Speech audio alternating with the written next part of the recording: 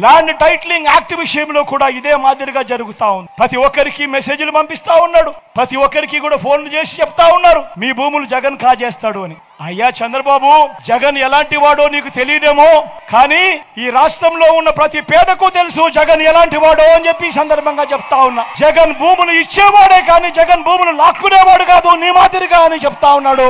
ఈ రోజు అసలు ల్యాండ్ టైటిలింగ్ యాక్ట్ అంటే ఏమో చంద్రబాబు నాయుడు గారికి తెలుసా అని అడుగుతా ఉన్నాడు మీ జగన్.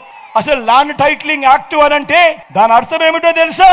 అసలు ల్యాండ్ టైటిలింగ్ యాక్ట్ అనంటే దాని అర్థము మీ భూముల మీద మీకు సర్వ హక్కులు కల్పించడమే ల్యాండ్ టైటిలింగ్ యాక్ట్ కు సంబంధించిన ముఖ్య ఉద్దేశం. మీ భూములు 100 సంవత్సరాల కిందట సర్వే జరిగింది, బ్రిటిషర్లు ఉన్నప్పుడు సర్వే జరిగింది. దాని తర్వాత ఏ ఒక్కడు కూడా సర్వే చేసిన పరిస్థితులు లేవు.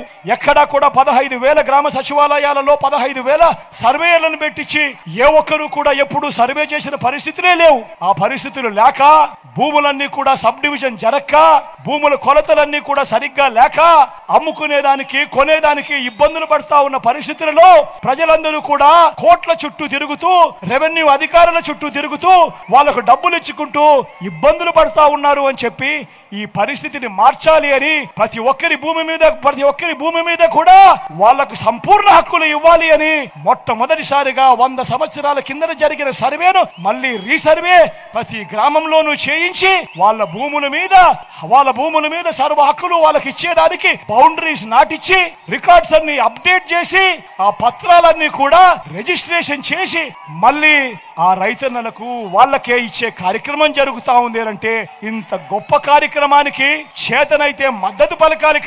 కానీ దాని మీద కూడా లేనిపోని దుష్ప్రచారాలు ఇవాళ జరుగుతా ఉన్నాయి. ప్రతి ఒక్కరిని కూడా ఆలోచన చేయమని కోరుతా ఉన్నా.